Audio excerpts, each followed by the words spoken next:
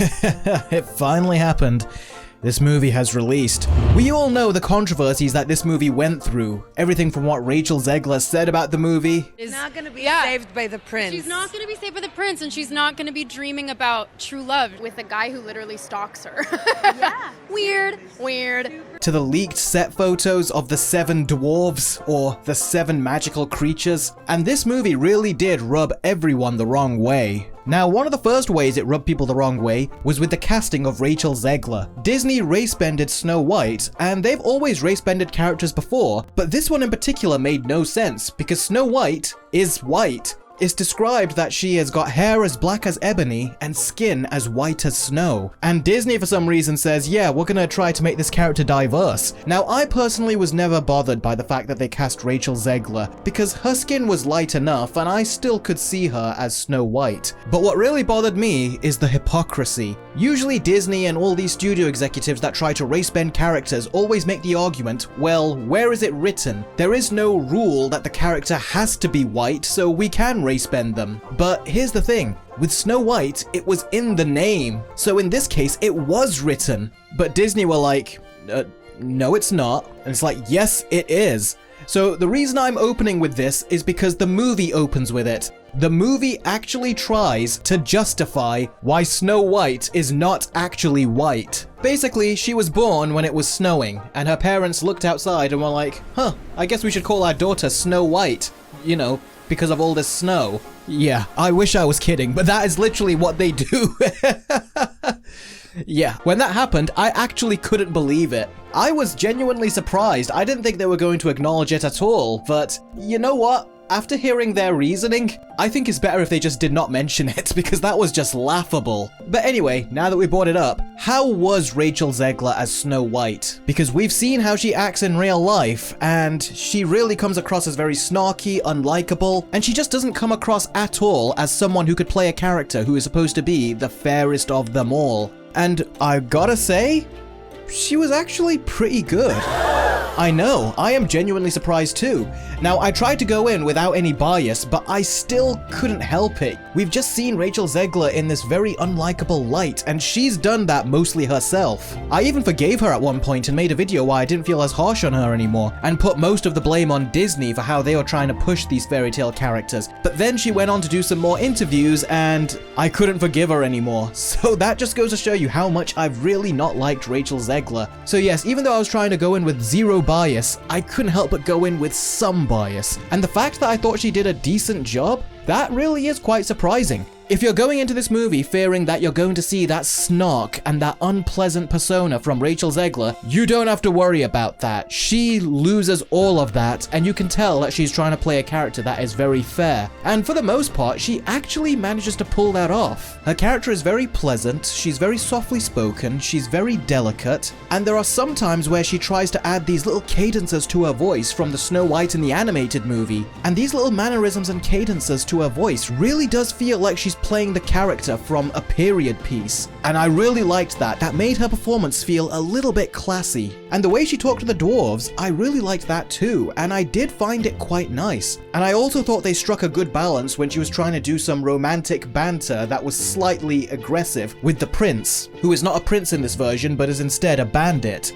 The problem, however, is that she is incredibly one note. Snow White was many things in the original version, but as well as being very kind and gentle, she also would get scared. She would also get frazzled. But in this version, she never gets scared. There are times where she should be screaming and terrified, but she just isn't. Even when the Queen's Guard is about to kill her, she is still that one note, and you don't even see a level of fear in her, and it just takes away from the urgency and the scary nature of those scenes. So I feel like there is a little bit of girl power in there where they're trying to make sure that she doesn't scream, or she doesn't cry, or she doesn't like really give into her emotions or anything like what a lot of these other Disney princesses used to back in the time. There was a point where she was crying in the woods in the original animated movie, but here, She just falls to the ground and just hides her head under her arms. She's not allowed to feel vulnerable. She's not allowed to be scared out of her mind. And these things really do take away from just the vulnerability of her character and the likability. Because for many of us, especially when you're a young kid watching her in that situation, if you had to just basically leave your home and run into the woods, you would also be terrified. But here it's gone, and I don't think that anyone is going to be able to relate to that version of Snow White. They're not going to really feel for her or get emotionally attached to her.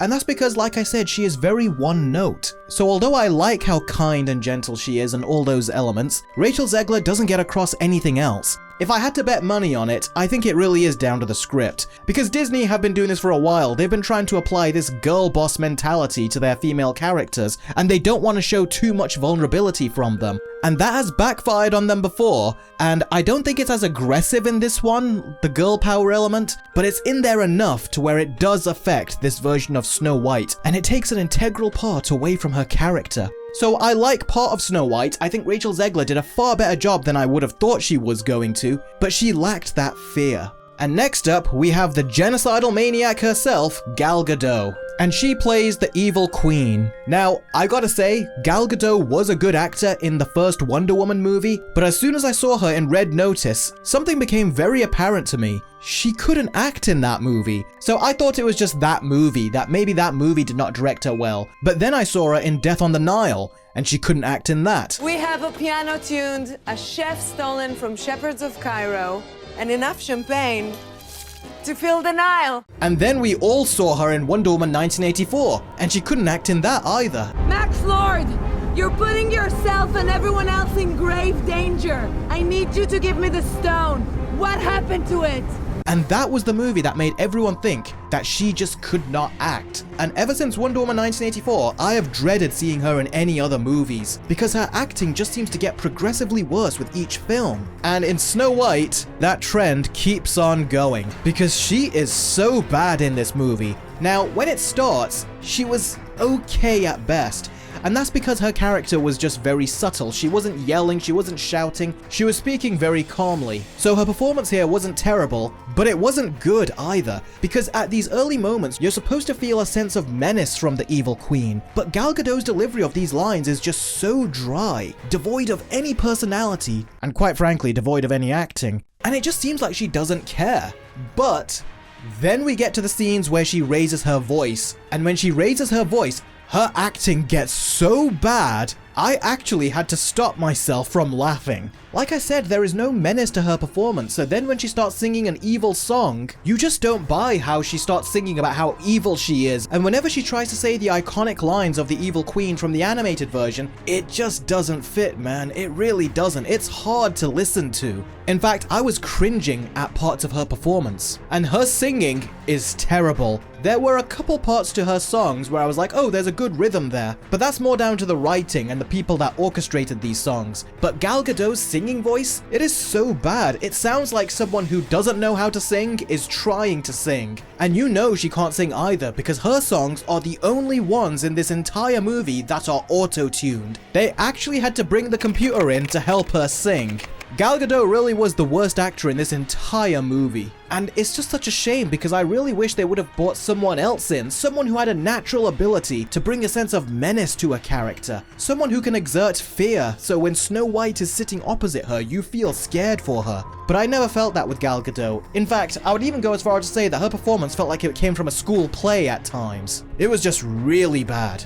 Now, since I brought up the songs, I will say, in contrast, Rachel Zegler, her songs were very well sung. I've been doing versus videos for these live-action Disney remakes for nearly 10 years now, and these Disney remakes, especially the earlier ones like Beauty and the Beast for example, they would auto-tune the songs like crazy, and they would just sound unnatural. The original animated movies, their singing was actually done without the assistance of any computers, but the remakes, they always felt like the computer had to come in and help the actors to sing. But Rachel Zegler, you can tell she is singing the songs all on her own, and it is really nicely sung at times. Even if I don't like the songs, and yes, they do have plenty of original songs in this movie, and for the most part, they're not terrible, but they're not songs that I would want to listen to again after I've heard them the first time. They definitely had a couple good moments in there, but honestly, I didn't really like them. I did like when she was singing the classic songs though.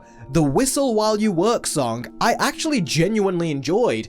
At the beginning, I wasn't so sure about it, but the more it went on, the pacing got faster, the staging of the scene was much more energetic, and believe it or not, when the song really kicked into high gear, I was actually enjoying myself. And I was genuinely surprised by that because the songs in all of these Disney live-action remakes have not impressed me at all. Even at their best, I was like, okay, that's better, but I still don't like it. This one I actually enjoyed, and I was thinking if there are any songs I would revisit, that one I would. And at this point, I was quite surprised. I was like, wow, this Disney remake actually did something that all the other live-action remakes failed to do. And I was like, credit where credit is due. You get 1 point from me for that. That being said, there were too many songs, and the Disney remakes have done original songs before, but usually it's 1 or 2. Here, it felt like there was a good 5 or 6. And I was like, but we just got one. Why are we getting another one? And I feel like the reason they put extra songs in this film is because they were padding it out. The story for the original Snow White was very simple, and that's one of the things that was very appealing about it, but this movie tries to throw in so much extra stuff, and even with all the extra stuff it throws in, it's like the movie was still struggling to meet its hour and 45-minute runtime, and it just made the movie feel packed and cluttered. Speaking of cluttered, it's time to move on to the rest of the characters. Now, this movie was delayed a whole year, and that's because of the backlash that we had when we saw these 7 hippies. These were originally supposed to be the 7 dwarves. Now, I know one of the actors came out recently and said that they were always meant to be dwarves, but I am very skeptical of that, because if you look at this set photo, you have the prince character here, and then you have his merry men, essentially,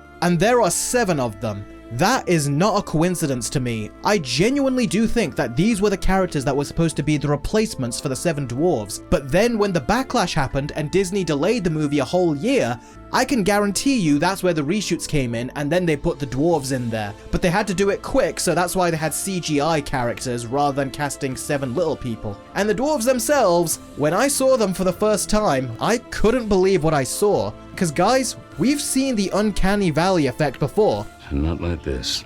This was on a whole other level of Uncanny Valley, and it was creepy because we recognize these characters. They are modeled after the characters from the original animated movie, but they just look so wrong, and they look so fake. And I was like, I don't think I'm going to be able to watch these guys for the rest of the movie. This is just too distracting. But thankfully, your eyes do get used to it. They still look ugly, but you're able to go with it, and then you're able to look past the ugliness, and you're able to just see, okay, the dwarves are here, and I'm happy that they're here, because I would much rather have them here than those 7 hippies instead.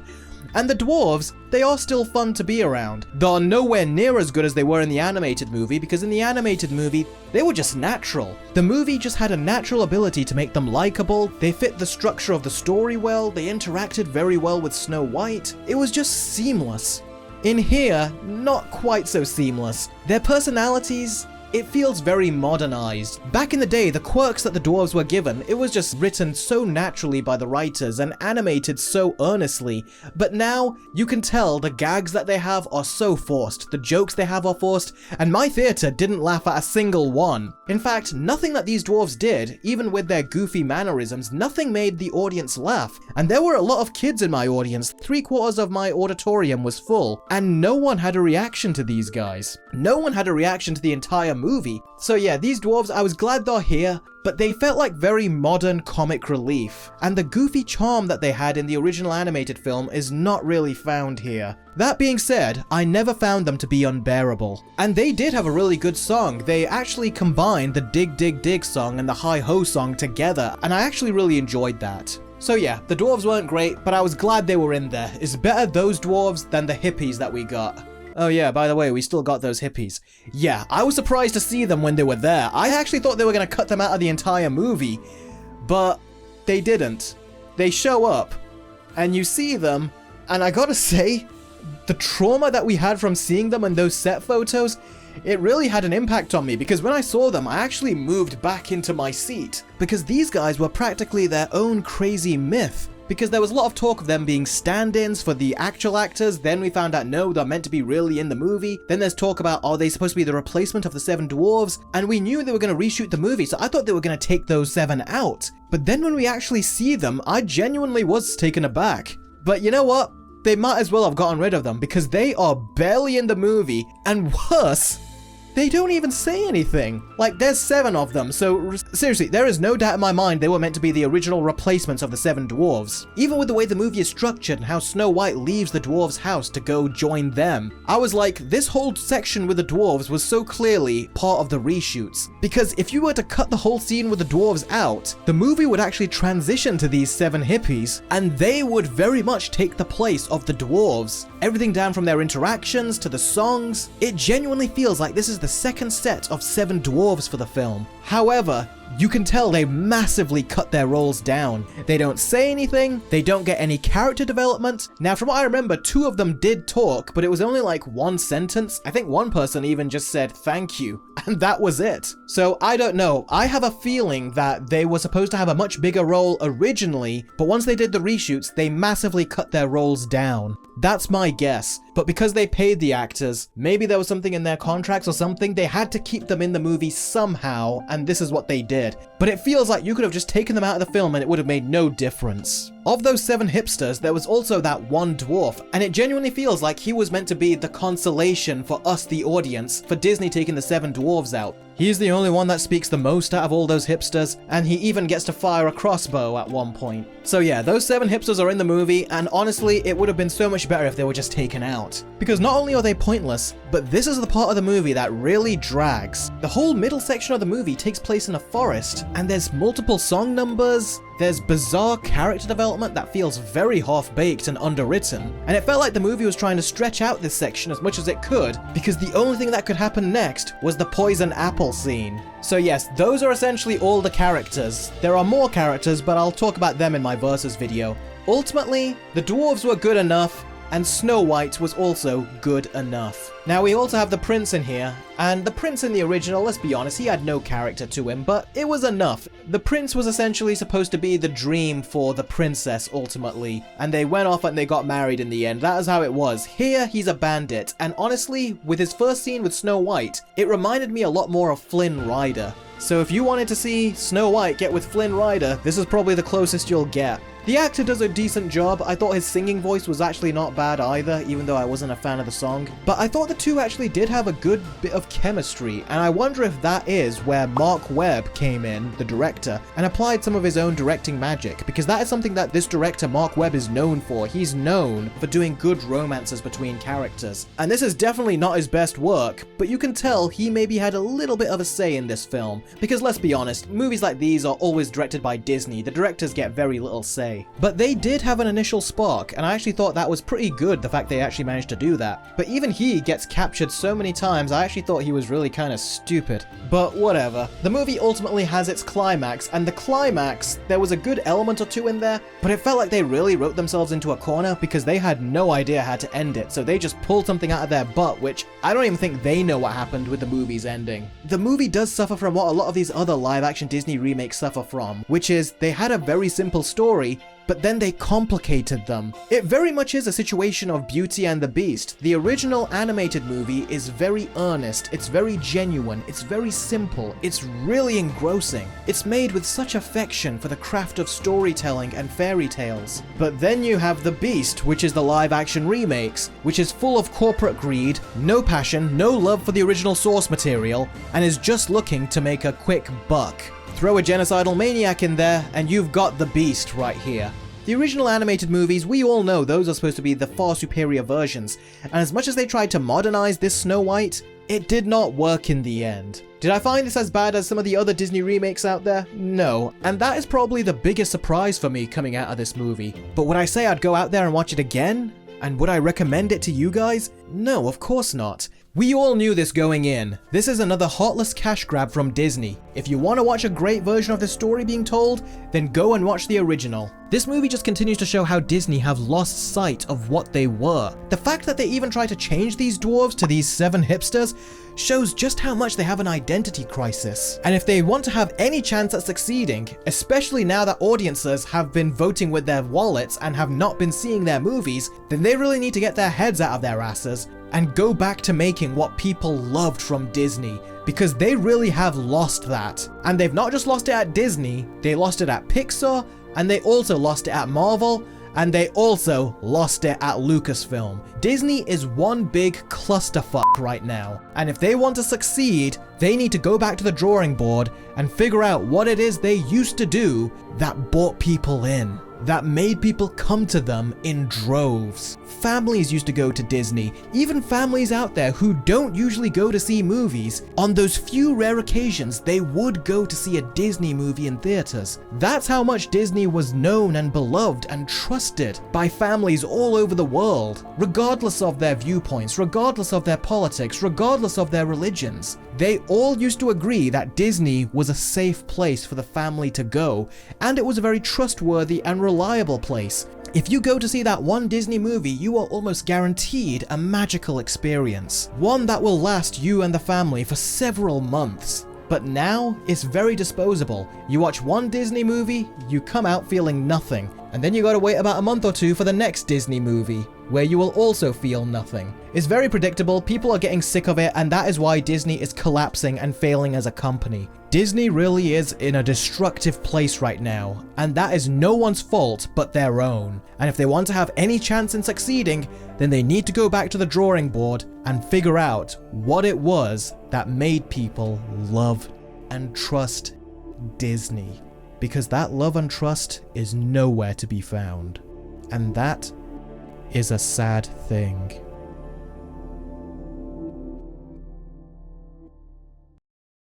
If you enjoyed this video and like what I do, please do consider supporting me over on Patreon. It helps keep the lights on and you'll get a ton of additional content in return. And a big thanks to all my patrons who are supporting me. Now tell me, what do you think of Snow White? Did you see the movie? Do you plan on seeing it? Are you waiting for it to come out on digital? Or do you just plan on never watching this movie for as long as you live? Whatever your decisions, I'm proud of you. You know what, guys? I think this is going too fast. Anyway, sound off in the comments below. Be sure to hit that subscribe button if you haven't already so you can stay up to date with all my future videos, including my Snow White versus video with the original animated film, and many other awesome videos as well. Thank you very much for watching, everyone, and I'll catch all of you very soon. Take care.